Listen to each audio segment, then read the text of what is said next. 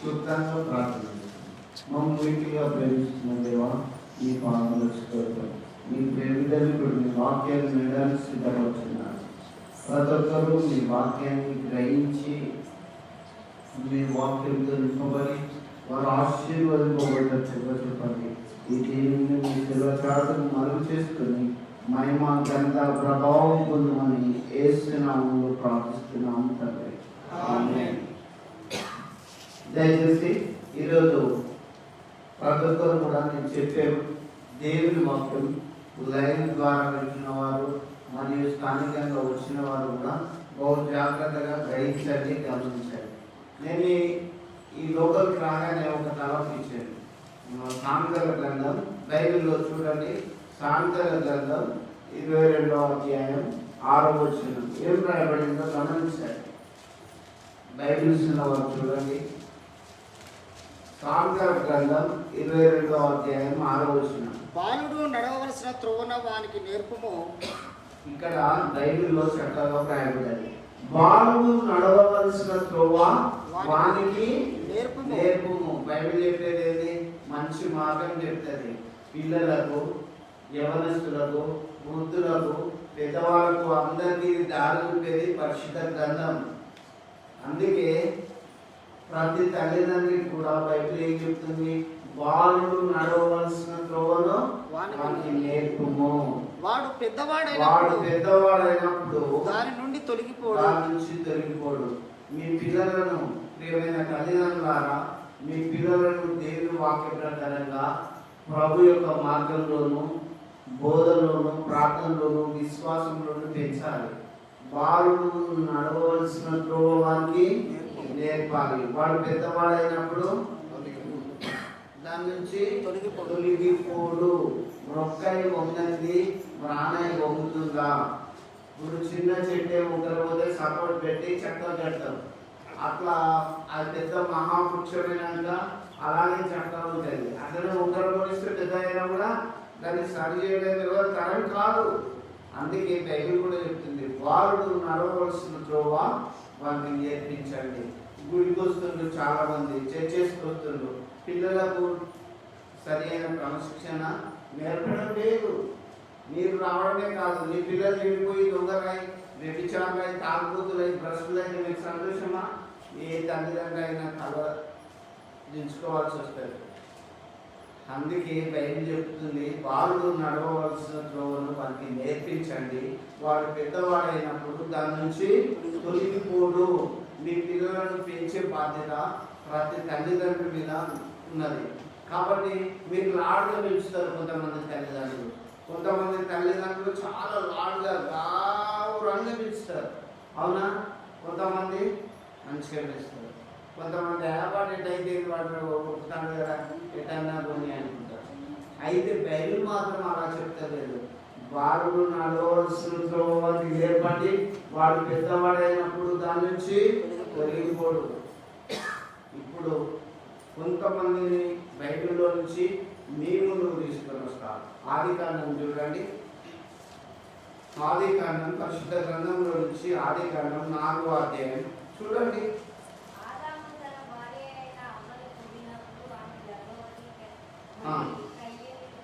చూడండి, ఆదాము మొదటి మానవుడు ఆదాము. దేవుడు స్వయంగా తన చేతులు చేసిన ఆదాము అవ్వతో ఉన్నప్పుడు ఒక కుమారుడు కలిగిండు. ఆ కుమారుడు ఏంటిది? కయ్యేను. చూడండి, బాగా చెప్తాను ఈ అబ్బా యెహోవా దయ వలన నేను ఒక కొడుకుని సంపాదించుకున్నా. కొడుకు పుట్టిందనగా సంతోషపడతారు, కానీ పెంచే రీతి మాత్రం తెలియదు. అవ్వ కూడా అంతే. దేవుడు స్వయంగా అవ్వాన్ని వచ్చి మాట్లాడి దగ్గరలోకి ఏదైతే చక్కగా చెప్పిపోతే దేవుని మాటలను ఎక్కువ మర్చింది అవ్వ. గుడికి వస్తారు, వాక్యం వింటారు, ప్రార్థన చేస్తారు, పిల్లలను పెంచే క్రమంలో మాత్రం లాడ్గా చేస్తారు. ఇక్కడ చూడండి, కయ్యని ఏం చేసింది? యెహోవా దయ వలన నేను ఒక కుమారునిగా అప్పగించుకున్నా అండి. దేవుని దయ వలన నాకు ఒక కుమారుని ఇచ్చేటు అని సంతోషపడ్డాను. అయితే ఆ కొడుకు ఎట్లా తయారయ్యాడు? తర్వాత ఇంకో కొడుకును కూడా అన్నది. ఆయన రెండో కొడుకు పేరేంటి? ఏబేలు. కయ్యను ఏబేలు ఇద్దరు కొడుకులను అవ్వాలన్నది. కన్నప్పుడు వీళ్ళని పెంచే విధానంలో చాలా డిఫరెంట్ వచ్చింది. అయితే ఏబేలు గొర్రెల రాస్తుండు, కయ్యను వ్యవసాయం చేస్తుండు.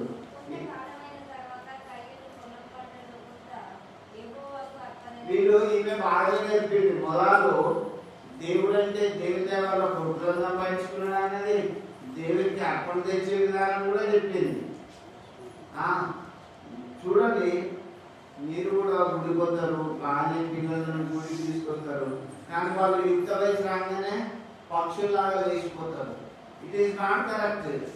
అది కరెక్ట్ కాదు. బైబిల్ చెప్పేది కూడా అదే, మనం నేర్పించేది కూడా అదే. బైబిల్ అంటే వాడు నడవలసిన త్రోవ వాడికి నేర్పాలి. వాడు పెద్దవాడైనప్పుడు దాని నుంచి తొలగిపోడు. ప్రతి నా వాక్యం వింటున్న ప్రతి వాళ్ళు కూడా మీరు గమనించండి, గ్రహించండి. ఆదాము అవ్వ వాళ్ళకి ఇద్దరు కొడుకుతున్నారు, కయ్యను ఏబేలు. కయ్యను ఏం పని చేస్తున్నాడు? వ్యవసాయం చేసేవాడు. ఏబేలు గొర్రెల కాపరి. అయితే అర్పణ కూడా తెచ్చి దేవుని పెట్టాలని నేర్పిండు వాళ్ళు బాగానే. మరి ఇక్కడ చూడండి, ఆ కంటిన్యూషన్ చేయాలి.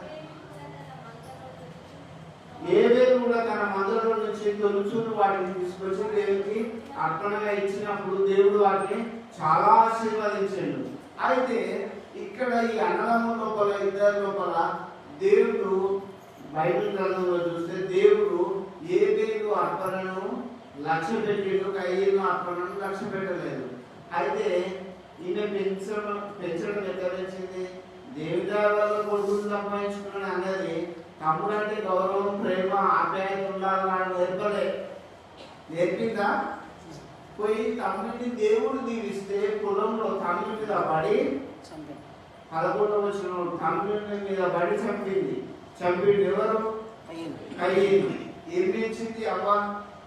పిల్లలను, దేవుడికి ఇచ్చిన పిల్లలను డివోషన్, డిసిప్లిన్ లో, క్రమశిక్షణలో, భక్తిలో పెంచాలి. ఈరోజు సండే అనగానే బాబు ఈరోజు సండే ఉంది, చర్చికి వెళ్ళు, ఇవాళ స్కూల్ టైం అయితే స్కూల్కి వెళ్ళు, హాలిడే పిల్లలకు మీరు నేర్పితే వాళ్ళు పెద్దవాళ్ళు అయినప్పుడు దాని నుంచి తొలగిపోరు. అయితే ఈమె ఆ దేవుడు స్వయంగా మాట్లాడినట్టు దేవుని దయతో సంపాదించుకున్నది అని చెప్పింది, కానీ తమ్ముడిని అన్నదమ్ముల మీద కొట్టుకునే పరిస్థితి తీసుకొచ్చింది. అప్పుడే తమ్ముడు అంటే ప్రేమ, అభిమానం, ఆప్యాయత దేవునిపై కయ్యనుకుంటే అలా చేయకపో. ఈ మొదటి అవ్వ ఏ రీతిగా పెంచింది కొడుకులను? నేను చెప్తున్నా, సరిగా పెంచలేదంట. ఎందుకంటే ఈ అవ్వ సరిగా పెంచేదంటే ఇద్దరు పిల్లలు చక్కగా ఉండేవాళ్ళు. అరే మా తమ్ముడిని దేవుడు దీవిస్తాడు, నన్ను కూడా దీవించాలనే భావన మరి కయ్యకు రావాల్సి ఉండే. కానీ నా దేవుడు విన్నారని నేను చెప్తున్నా, బాలుడు నడవలసిన త్రోవ వారికి నేర్పాలి. వాడు పెద్దవాడైనప్పుడు కూడా దాని నుంచి తొలగిపోడు. ఇక్కడ నడిపించవలసిన మార్గం దేవుని భయం. ఈ కయ్యకు చెప్పలేదు. అయితే తమిళ మీద పడి చంపేటువంటి పరిస్థితికి వచ్చింది. అంటే ఇక్కడ దీని కారణాలు తల్లిదండ్రులే. అన్నదమ్ములు కొట్టుకున్నారు అంటే ఎవరు? తల్లిదండ్రులే. వాళ్ళకు బుద్ధుడు దేవుడు చూస్తాడు కూడా, కొడతాడు, దేవుని శిక్ష వస్తుందని పిల్లలకి భయం చెప్పినప్పుడు, సత్యంగా దేవుని భయం చెప్పినప్పుడు వాళ్ళు అలా చేయకపోయేవాళ్ళు. అందుకే మీ పిల్లలను ఎలా పెంచుకుంటారు? మీ పిల్లలను సరైన మార్గంలో పెంచుతుందా లేదా? బైబిల్ ఏం చెప్తుంది? వాళ్ళు నడవవలసిన త్రోవ వారికి నేర్పమని చెప్తుంది. ఇప్పుడు మిమ్మల్ని మీరు పరిశీలించుకోండి. మా వాడు పడిపోతుండా, మునిగిపోతుండా, భక్తి ఉంటుందా లేదా? ఈ జీవితంలో చిన్నప్పుడు భక్తిగా ఉంటే పెద్దదైనా కూడా భక్తి తొలగిపోతే బాగా గుర్తుపెట్టుకోండి. ఈ చిన్నప్పుడే పిల్లలు భక్తిగా ఉంటే పెద్దలైనాక కూడా వాళ్ళు చెడిపోరు, వాళ్ళ భక్తి ఖరాబ్ కాదు. మీరు డివోషన్, డిసిప్లిన్ మీకు నేర్పకపోతే, పిల్లలకు మీరు అది నేర్పకపోతే, మీరు పెద్దలైనా కూడా వాళ్ళు గట్టినే గాలివాడు తిరుగుతారు, తర్వాత కేసుల పాలవుతారు, కోట్ల పాలవుతారు, శిక్షలు పొందవలసి వస్తుంది. నేను వాక్యాన్ని బట్టి ఈరోజు చెప్తున్న పిల్లారా, మీ పిల్లలను సరి అయిన వాక్యంలోను, ప్రార్థనలోను, విశ్వాసంలోను, భయంతోను, భక్తితోను మీ పిల్లలను పెంచుకోండి. ఇప్పుడు అవ్వ ఇద్దరు కొడుకులను ఇద్దరిని పెద్దోని మాత్రం డిసిప్లిన్గా పెంచలేదు. అది గుర్తుపెట్టుకోండి. అవ్వలాంటి వాళ్ళ సంఘంలో ఎంతమంది ఉంటారు? పెద్దోళ్ళని తప్పు చేసిన సమర్థించేవాళ్ళు. మీరు ఒకటి జ్ఞాపకం చేసుకోండి. ఇంకోటి కూడా ఆదికాండం 9వ అధ్యాయం 18వ వచనం చూడండి. ఆదికాండం 9వ అధ్యాయం చాటి వెళ్ళిపోతున్నా. ఓడలో నుండి వచ్చిన నోవాహు కుమారులు షేము, ఆము, యాపెతు అను వారు. ఆము కనానుకు తండ్రి. చూడండి, నోవాహు దేవుని దృష్టిలో భయభక్తిగల వ్యక్తి. ఆయన ముగ్గురు కుమారులు షేము, హాము, యాపెతు. ఈ ముగ్గురిని సరైన రీతిలో పెంచాడు. అందుకే లోకంలోకి పెద్ద శ్రమల కాలం 40 రోజుల కుండపోత వర్షం రాబోతుంది. మీరు నోవాహు, నువ్వు నీ కుమారులు ఓడలో ప్రవేశించండి అని చెప్పినప్పుడు దేవుడు చెప్పినట్లు కుమారులను ఓడలోకి తీసుకొని వాళ్ళను ఆ యొక్క నీటి గండం నుంచి తప్పించండి. తల్లిదండ్రులు ఆ బాధ్యత తీసుకున్నారు. మీ పిల్లలు జ్వరమొద్దునే మీరు ఎంతో బాధపడతారు. మరి చదవకపోతే బాధపడనా, చర్చికి రాకపోతే బాధపడనా, స్కూల్కి చక్కగా పోకపోతే మీరు గద్దించారా? ఈ బాధ్యత ఎవరి మీద ఉన్నది? తల్లిదండ్రుల మీద ఉన్నది ప్రియులారా.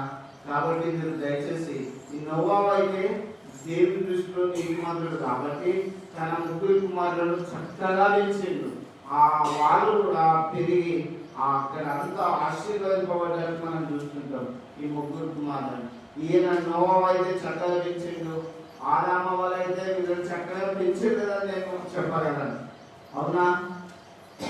కాబట్టి నేను ఇప్పుడు సంఘంలో ప్రతి ఒక్కరిని అడుగుతున్నా, మీ పిల్లలను సామెతల గ్రంథం 22:6 రాయబడ్డట్టు వాళ్ళు నడవలసిన మార్గం అని నేర్పించండి.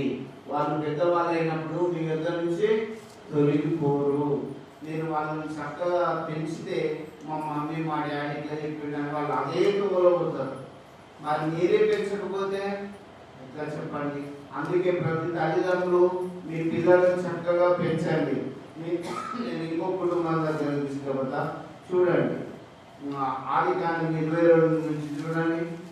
ఆదికాండం పరిశుద్ధ గ్రంథం నుంచి ఆదికాండం 22వ అధ్యాయం 1 నుంచి చూడండి. దేవుడు పరిశీలిస్తాడు.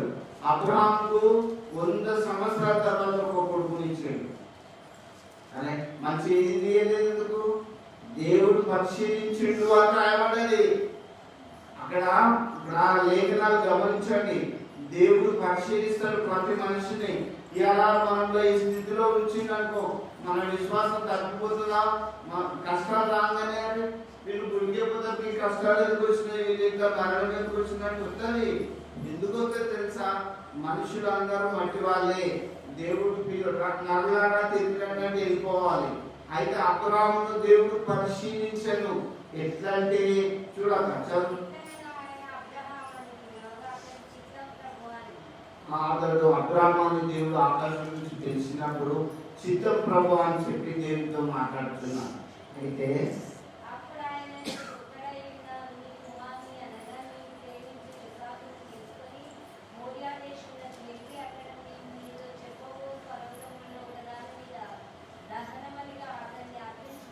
చూడండి, లేక వృద్ధాప్యంలో ముసలితనం మంది ఒక కొడుకునిచ్చి దేవుడు ఏమన్నా తెలుసా? నీ ఒక్కడైన కొడుకును నేను చూపించే పర్వతంలో ఒకదాని మీద నాకు కలిగి ఇచ్చేయమన్నాడు. మనమైతే దేవుడికి ఇస్తామా? ఇప్పుడు దేవుడు పనికి కోరడం లేదు. దేవుడు ఏం కోరుతాడు తెలుసా? నీ పిల్లలను మంచి మార్గంలో పెంచమని కోరుతాడు. వింటున్నా? మంచి ప్రవర్తనలోను, భక్తిలోను, విశ్వాసంలోను, ప్రార్థనలో పెంచమన్నాడు. కానీ అబ్రాహామును పరిశీలించి ఏమంటున్నాడంటే, నీ ఒక్కడే నా కుమారుని నేను చూపించే పర్వతం మీద నాకు నువ్వు బలి ఇవ్వాలని చెప్పిండు. అయితే దేవుని మాటకు అబ్రాహాము లోబడి ఏం చేసిందంటే కట్టెలు కుండలు అవన్నీ ఏది నా చిన్నోని నెత్తి మీద పెట్టించుకున్నాయని అని చెప్పి ఆ పర్వతం మీదకి వెళ్ళిపోయినాక, నాన్న అన్ని చేస్తున్నావు, దేవునికి బలి బాగా చేస్తున్నావు, కానీ నొప్పులు కట్టెలున్నవి, ఇంకేం లేదు గొర్రె పిల్లలు నాన్న చూడండి, భక్తిగా పెంచినప్పుడు, తండ్రి నడిపించినప్పుడు ఏదైతే లోటుగా ఉంటుందో అది పిల్లలు చెప్పగలరు. ఆ భయం దేవుడికి ఏమిస్తాం మా నాన్న అడుగుతాను. మీ పిల్లలు చెప్పగలరా?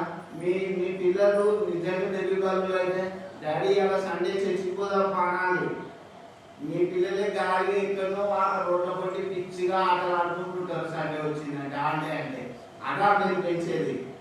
నేనైతే ప్రభు వాక్యాన్ని బట్టి చెప్తున్నా, ప్రభు యొక్క బోధనలోను, వాక్యంలోను, భక్తుల్లోను అన్నింటిలో పెంచండి. హాలిడే ఉన్నప్పుడు ఇక్కడ, సండే ఉన్నప్పుడు చర్చికి, స్కూల్ ఉన్నప్పుడు స్కూల్కి వెళ్ళి పిల్లలు మంచి మార్గంలో నడవాలని నేను ప్రభు వాక్యాన్ని బట్టి చెప్తున్నా. అందుకే బాలుడు నడవవలసిన త్రోవ వానికి నేర్పుము.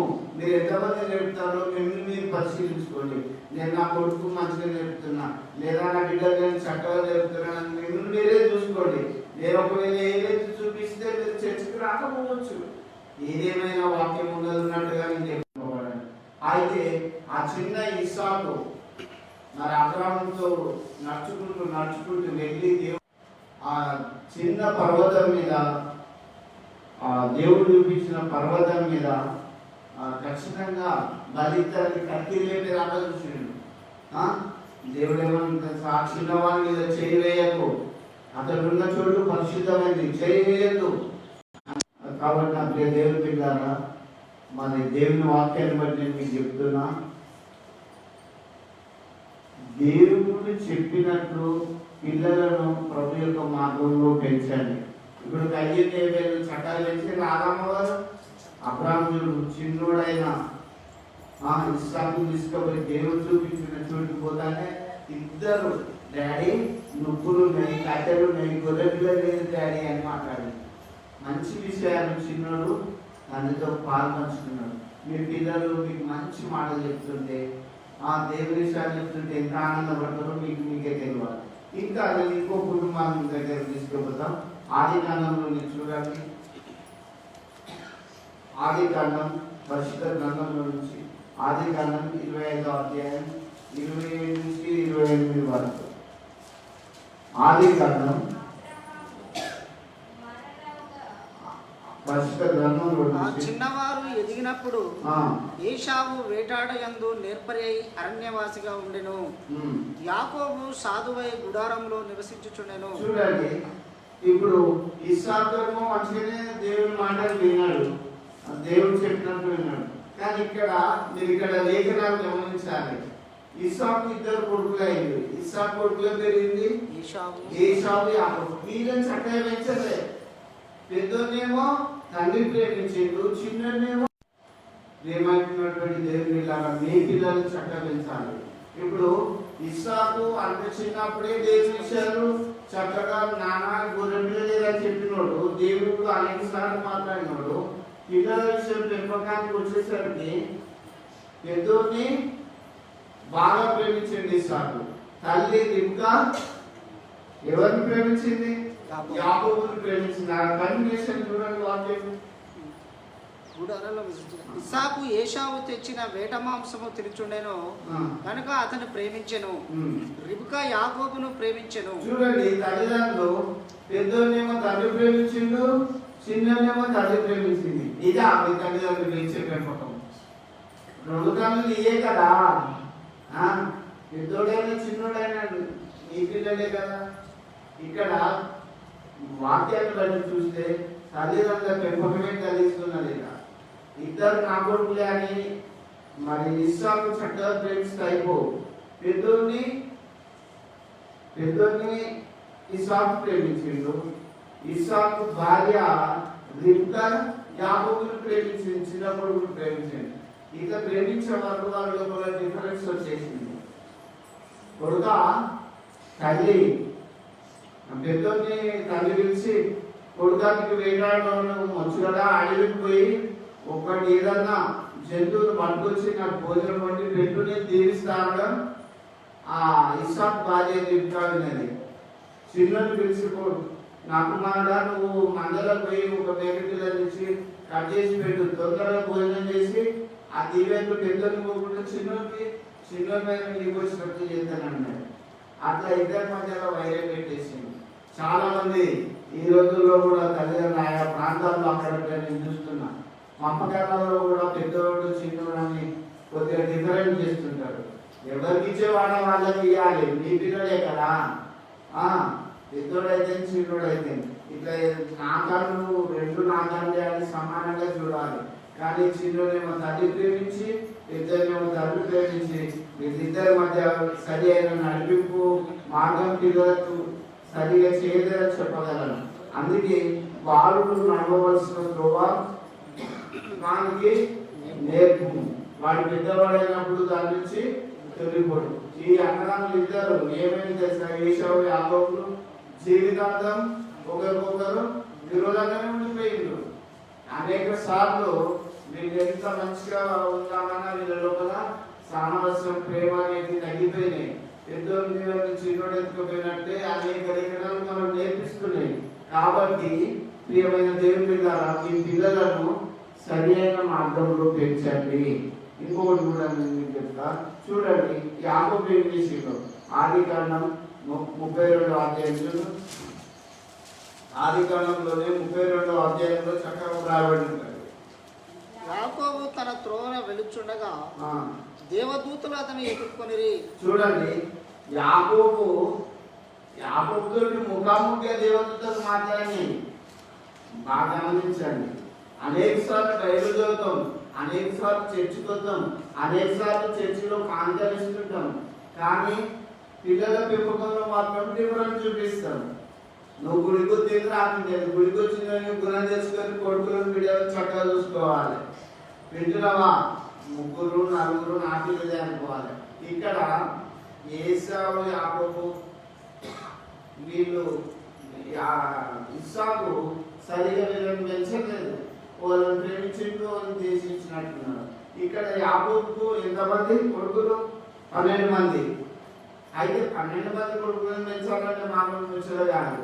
అయితే ఇక్కడ ఈ యాకోబు దేవుడితో ముఖాముఖిగా మాట్లాడినటువంటి వ్యక్తి. దేవుడు స్వయంగా యాకోబుతో మాట్లాడినప్పుడు ఏం జరిగింది? 34:9 బైబిల్ గ్రంథంలో ఆదికాండం 34:19. ఆ చిన్నవాడు యాకోబు కుమార్తె యందు ప్రీతి గలవాడు గనుక.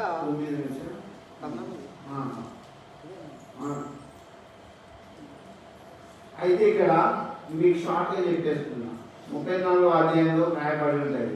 దేవుడు యాకోబుతో స్వయంగా మాట్లాడి కొడుకులను పెంచుకున్నప్పుడు ఆ కొడుకులు ఏం చేస్తారు తెలుసా? ఈ యాకోబుని ఎక్కువగా 9వ వచనం ఇచ్చారు. ఆ చిన్నవాడు యాకోబు కుమార్తె యందు ప్రీతి గలవాడు గనక అతడు ఆ కార్యము చేయుటకు తడువు చేయలేదు. అతడు తన తండ్రి ఇంట వారందరిలో గనుడు. 37వ అధ్యాయం 18 బైబిల్ గ్రంథం ఆదికాండం 37:18-19 అతడు దగ్గరకు రాక మునుపు వారు దూరము నుండి అతన్ని చూసి అతని చంపుటకు దురాలోచన చేసి. చూడండి, ఈ అన్నదమ్ములు ఏం చేస్తుంది? యాకోబు కొడుకులు. యాకోబు స్వయంగా దేవుడే మాట్లాడింది యాకోబు తోటి. కానీ 11 మంది కొడుకులు 12 మంది కాబట్టి సరిగా పెంచలే. యోసేపు అక్కడి నుంచి దూరం నుంచి వస్తా ఉంటేనే దురాలోచన చేసి ఏమని మాట్లాడుకుంటారు వాళ్ళు? ఇగో కలర్లను వాడు వస్తున్నాడు, నేను ఇప్పుడు చంపుదాం, ఆ కూతుర పడేద్దాం. ఇదా నుంచి దేవుడు మాట్లాడిండే. గుడికొస్తావు, బైబిల్ చదువుతావు, ప్రార్థన చేస్తావు, నీ కొడుకుల విషయంలో బిడ్డల విషయంలో నో డిసిప్లైన్, వాళ్ళను ఫ్రీగా వదిలేస్తావు. ఇక్కడ యాకోబుతో దేవుడు మాట్లాడితే రానిది కొడుకులను పెంచిందా? చూడండి, అవో చిన్నోడు ఏసావు వస్తాడు, వాడిని చంపుదాంగా, వాడు కలర్దంటాడు కదా, మనకి రంగు అంగి ఉన్నది కదా, వాడు మనకంటే ఎక్కువ డాడీని ప్రేమించిండు, వాడిని చంపి ఆ కూతురు పడేద్దామని చెప్పి ఈ అన్నదమ్ములు యూసుఫ్ మీద పగబట్టిండ్రు. ఇదా ఆయన నేర్పేది. చిన్నప్పటి నుంచే అరే బాబు, దేవుడు అంటే దేవుడు చూస్తారా, భయంగా బ్రతకంగా, వాక్యానికి విధేయండి అని చెప్తే బాగా మంచిగా ఉండేవాడు. కానీ దేవుడి విషయాలే చెప్పలేదు. చెప్పితే వీళ్ళు అందరూ తమ్మిని చంపే ప్లాన్ చేస్తారా? తమ్మిని కొట్టిండు, నీళ్ళు లేని కాయగా పడేసిండు, ఒక మేకమర్గం చంపిండు, ఈ తల్లిని చెప్పిండు, ఆ రక్తంలో నుంచి ఇది నీ కొడుకుదేనా చూడు అని వర్తమానం మంది నీ కొడుకు యాకోబు. చూడండి ఏం పెంచిండు ఈయన 11 మంది కొడుకులున్నా కూడా. నేను మీకు చెప్తున్నా, ఒక్కరున్నా, ఇద్దరున్నా, ముగ్గురున్నా, నలుగురున్నా, 5 కొడుకుల మీద అన్నా వాళ్ళని భక్తిగా, డివోషన్గా ప్రభు మార్గంలో పెంచండి. ఉత్తగా కలిసి పెడితే లాభమైంది. వాళ్ళకు ఒక ప్రవర్తన లేదు, మంచి ప్రవర్తన ఉండాలి, నడిపింపు ఉండాలి, భయం ఉండాలి, భక్తి ఉండాలి, జ్ఞానం ఉండాలి, చదువు ఉండాలి, తెలివి ఉండాలి అందరికీ. అట్లుందా? అదే వాడు వస్తాడు, వాడు కలవదంటాడా? చిన్నప్పుడు కాబట్టి డాడీ కాబట్టి యాకోబు మీదకి వచ్చి డాడీ రాత్రి కలవడ్డాడు అని చెప్తే కలవగానే వాడు వస్తాడా? వాడిని చంపుదాం, వాడిని అందినా లేకపోతే రక్తంలో నుంచి తల్లి చూపెడదామని అలాగే చేసిండు. అయ్యో నా కొడుకు చచ్చిపోయిన తర్వాత ప్రలాపించి ఏడితే లాభం ఏంది? దేవుడు మాట్లాడే యాకోబు ఇప్పుడు ఏడితే లాభం ఏంది? గుడికొచ్చినప్పుడు నీ పిల్లలను మంచి మార్గంలో పెంచాలి. దేవుని యొక్క భయంలో, భక్తులు, విశ్వాసంలో, ప్రార్థనలో పిల్లలను పెంచాలి. పాపాన చేయగమా మనుషులు ఉండాలంటే ఆడపిల్లలైనా మగ పిల్లలైనా చక్కగా బ్రతుకుతారు. వాళ్ళకి భయమా డివోషన్ మీరు చెప్పకపోతే ఎవరు చెప్తారు? అందుకే వాళ్ళు నడవలసినతో వారికి నేర్పండి. వాడు పెద్దవాడైనప్పుడు దాని నుంచి తొలగిపోడు. యాకోబు దేవునితో మాట్లాడినోడే ముఖాముఖిగా బాగానే ఉంది, దేవునితో సంబంధం లేదు. కొడుకులను చేసే విధంగా మాత్రం నాకు అది కరెక్ట్గా లేదు. కొడుకులను చేసే విధానం నేను మీకు చెప్తున్న సంఘంలో మీ పిల్లలను, మీ బిడ్డలను, మీ కొడుకులను ఇప్పటి నుంచే పెంచాలి.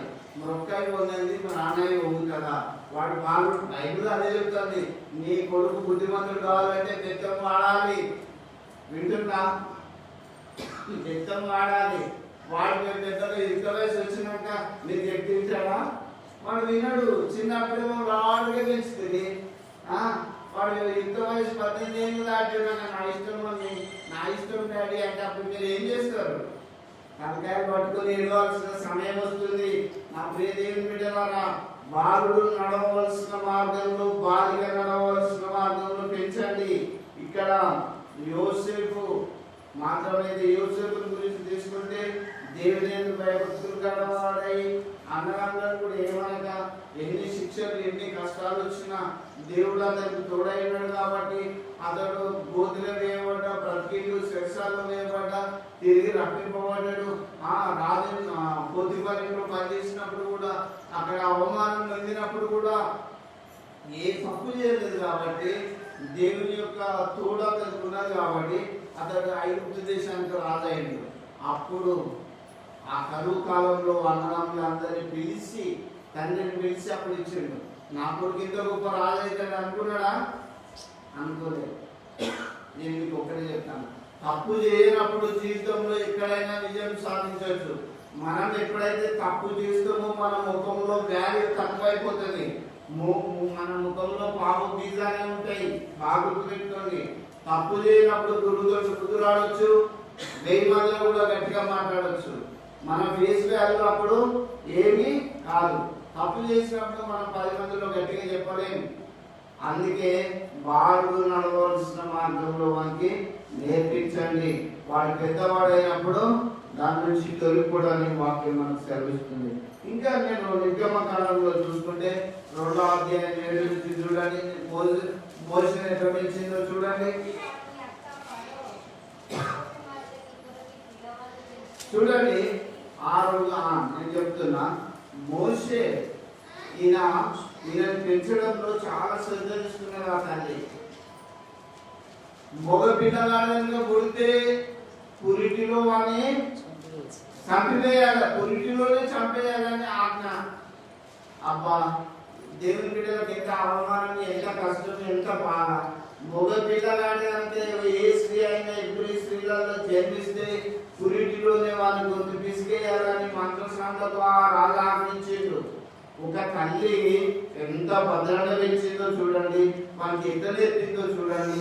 బాలుడు నడవలసిన మార్గం మనకి ఎలా నేర్పిందో చూడండి.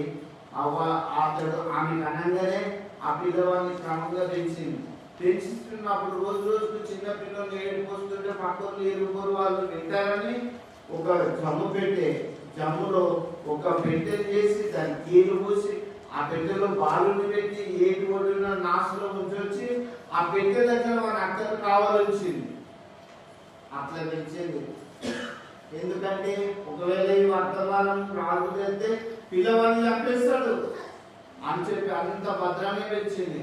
అసలు మీరు అంత మనకి అలాంటి రిస్ట్రిక్షన్స్, అలాంటి నిబంధనలు, అలాంటి కఠినమైన తలంపులే లేవు.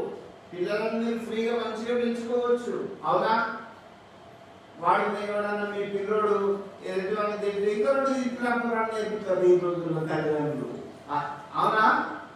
అట్లా చేయకండి. మీ పిల్లలకు చెడ్డ మాటలు మాట్లాడకుండా, మరి మూర్ఖ మాటలు వాళ్ళ నోటికి రాకుండా మీరు వాళ్ళని పెంచాలి. ఇక్కడ మన అక్క చిన్న పిల్లవాడి కొరకు అక్క కూడా ఎంత భద్రంగా కావాలన్నది. మా తమ్ముడికి ఏ సమయం ఏమైతుందో ఆ ఊకి ఏడుస్తుంటాడు కదా అని వాడి అక్క దూరంగా కావాలండి. ఎవరు వస్తారు, ఈ తోకి ఎవరు వస్తారు, ఆ తోకి ఎవరు వస్తారు అని కనిపెట్టుకుంటూ తెలివిగా అమ్మాయి. ఈ రోజుల్లో ఆడపిల్లలు కూడా తెలివిగాళ్ళు ఉంటారు. చాలా మంచి తెలివిగాళ్ళు ఉంటారు. కొంతమంది గలీజ్మెంట్ వాళ్ళు కూడా ఉంటారు. నేను చెప్తున్నా కదా, ఈ పిల్ల అయితే అమ్మిన కొరకు చాలా శ్రద్ధ వహించింది. అయితే ఏటి పోతున్నా ఇప్పుడు మన బోర్లు ఇళ్ళల్లో నగలు ఉన్నాయి కాబట్టి ఇలా చెప్పుకుంటూ వస్తాను. అప్పుడు ఏటికి స్నానానికి రాజుబిడ్డ వచ్చింది. వచ్చినప్పుడు ఆ పిల్లవాడు ఆ ఏటి పోతున్న నాసులో జబ్బు పెట్టెలో ఏడుస్తున్నాడు. వెళ్ళి రాజుబిడ్డ తెచ్చి చూడగానే పిల్లవాడు సుందరుడై అందంగా ఉండడం చూసింది. చూసి ఏం చేసింది? తీసుకోగానే దగ్గరికి తీసుకోగానే మన అక్క దూరం నుంచి ఉడికొచ్చి ఏమంటుంది? మా తమ్ముడే రాణి అంటానా? అంటలేదు. మాటల్లో కూడా తేడా వచ్చింది. అమ్మా రాణి, ఈ పిల్లవాడిని మీ కొరకు పెంచడానికి ఊర్లోకి వెళ్ళి ఒక దారిని తీసుకురాని అమ్మ అంటారు. మనోళ్ళు అయితే మనం న్యాయం చేస్తుందో తెలుసా? మా తమ్ముడే మా అమ్మ వేసిపోయింది, ఇక్కడ పెట్టింది, రోజు కావాలంటాను అని చెప్పేవాళ్ళు. అవునా? ఎందుకు? మనకు అది తెలియకున్నది. ఇక్కడ అందుకే ప్రభు యొక్క జ్ఞానం నేను పొందుకోవాలి, వాక్యం యొక్క రోజులు తెలుసుకోవాలి. ఆ చిన్న పిల్ల ఏమన్నా తెలుసా? రాని, ఈ పిల్లవాడిని పెంచడానికి ఊర్లోకి వెళ్ళి మీ కొరకు ఒక దారిని తీసుకొని వస్తున్నా అని ఎంత తెలివిగా ప్రవర్తించింది తెలుసా? తల్లినే తీసుకొని వచ్చి అమ్మ ఇగో ఈమె మీకు దారి అని చెప్పింది. అంత పెద్ద ఆమె చిన్న పిల్ల మాటలో తెలవనే ఇగో ఈ పిల్లవాడిని తీసుకొని నా కొరకు పెంచు, నెల నెల జీతం ఇస్తానది. ఇప్పుడేమన్నా భయం ఉంటుందా? ఎంత ధైర్యం చూడు. దేవుడు ఇప్పుడు విశాలత కలిగజేస్తాడు. అందుకే మీ పిల్లలను సరి అయిన బోధనలోను, భక్తులను, విశ్వాసంలోను పెంచండి. ఇంకొకటి కూడా నేను మీకు జ్ఞాపకం చేస్తాను. ఇస్రాయేల్ దేశం నుంచి ఒక చిన్నదాన్ని చేరకపోతే ఆ చిన్నది అక్కడ ఏమని సాక్ష్యం ఇచ్చింది? నా దేశంలో ఒక దైవజనుడు ఉన్నాడు, ఆయన దగ్గర పోతే కృష్ణుడు పోతుంది, ఆయన అమ్మ ఆయన పంపండి, ఆయన పంపండి అంటే చిన్నదాని మాట విని ఇస్రాయేల్ దేశానికి నయమని వచ్చి బాగుపడలేదా? అందుకే ఆడపిల్లలైనా తెలుగుగల వాళ్ళు ఉంటారు. మీకు తెలివి, జ్ఞానం, వివేచన రావాలంటే బైబిల్ చదవాలి, ప్రార్థన చేయాలి, దేవుని మార్గంలో నడవాలి. తప్పు చేయలేము. ఇక బైబిల్ చదువుతున్నప్పుడు, ప్రార్థన చేసినప్పుడు జీవితంలో ఎప్పుడు తప్పు చేయలేము. పిల్లలు కూడా మంచి జ్ఞానవంతులు అవుతారు, విద్యావంతులు అవుతారు, బుద్ధిమంతులు అవుతారు. కానీ చాలా మంది అంటే సినిమా పోయినట్టు కొని తల్లిదండ్రులు తెలిసిపోయినాడు, పిల్లలు కూడా.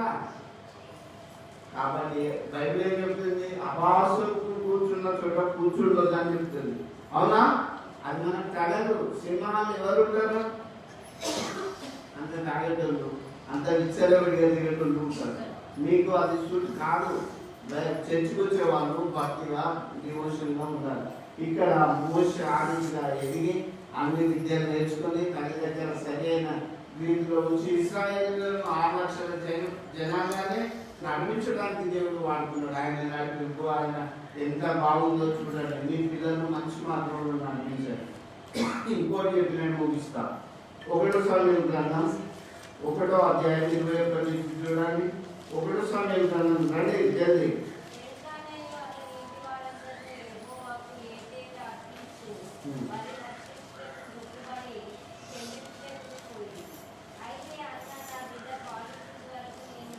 అన్న లేక లేక అన్న సంతానం కలిగింది. ఆ సంతానం కలిగితే అన్న సమయం ఎట్లా పెంచింది? పాలు మర్చినాక దేవుని సన్నిధి తీసుకొచ్చింది. మనమైతే 21 అని చెప్తాం, అవునా? యేసుప్రభు పుట్టినప్పుడు 8 రోజులకే దేవాలయానికి తీసుకొచ్చిండు. ఇక్కడ అన్న పాలు మర్చేదాకా నేను ఇక్కడే ఉంటాను, దేవుని సన్నిధికి రానని చెప్పి తుమ్మెడు పిండి కోడలను పట్టుకొని గువ్వలను పట్టుకొని దేవుని సన్నిధికి వచ్చి అప్పుడు సమర్పించింది. అట్లా పెంచింది. ఆయన ఒక ప్రవక్తగా పెంచింది. సామ్యలు అంటే ఆయన ఒక ప్రవక్త, అంతగా పెంచింది. మీరు మీ పిల్లల్ని ఎక్కడ పెంచుతారు? ఒక ఒక డాక్టర్గా, ఒక ఇంజనీర్గా, ఒక పాస్టర్గా, ఒక ఉన్నతమైన స్థాయిలో మీ పిల్లలు ఉండాలని పెంచండి. ఎందుకంటే పిల్లలు విచ్చలబెట్టే పాలమైపోతారు, మళ్ళీ మీ ఏ పని లేకుండా వృధాలైపోతారు, తర్వాత బాధపడతారు. ఈ సమయంతో దేవుని పాలు మరవాలని దేవుని సన్నిధిలో విడిచిపెట్టించింది ఎవరు? ఈ అన్న. కాబట్టి క్రీస్తునాథుని నా ప్రియ దేవుని బిడ్డలారా, ఈ సమయంతో దేవుడు ముఖాముఖిగా కూడా 4 సార్లు మాట్లాడిండు మందిరంలో. మీ పిల్లలను వాళ్ళ పిల్లలైనా కూడా భక్తిలో ఉంటే దేవుడు మాట్లాడతాడు. అయితే 1 సమయం గ్రంథం 3వ అధ్యాయం 11 నుంచి చూడండి ఏం రాయబడ్డదో. అంతటా యెహోవా సమూయేలుతో ఇలాగు సెలవిచ్చెను, ఇజ్రాయెల్లో నేను ఒక కార్యము చేయబోచున్నాను,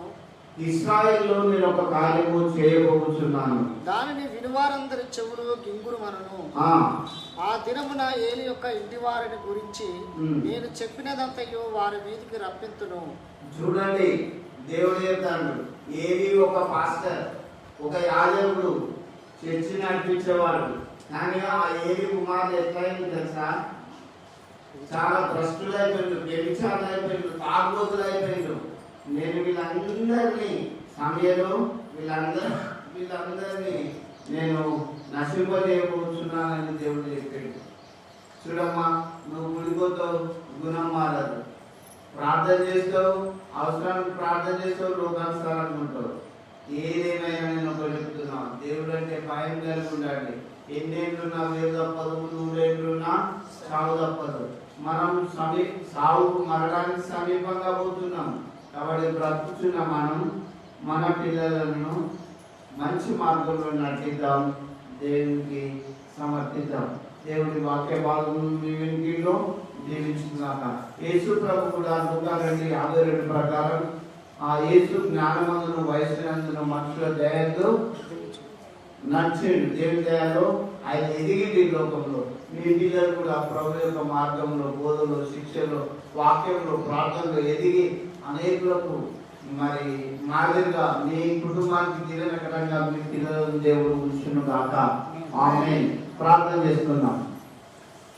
మమ్మల్ని మిగిలిగా ప్రేమిస్తున్న మా యేసయ్య, మీ పాదముల స్తోత్రం. అవును తండ్రి, బాలుడు నడవలసిన ప్రతి క్రైస్తవులకు నేర్పించండి. వాళ్ళు పెద్దవాళ్ళైనప్పుడు తెలియకోకుండా మీ యొక్క మార్గంలో వాళ్ళు చక్కగా ఎగిరి ఫలించేటట్టు చెప్పండి. బిడ్డల్ని వాక్యం విన్నారు, ఆశీర్వదించండి, దీవించండి.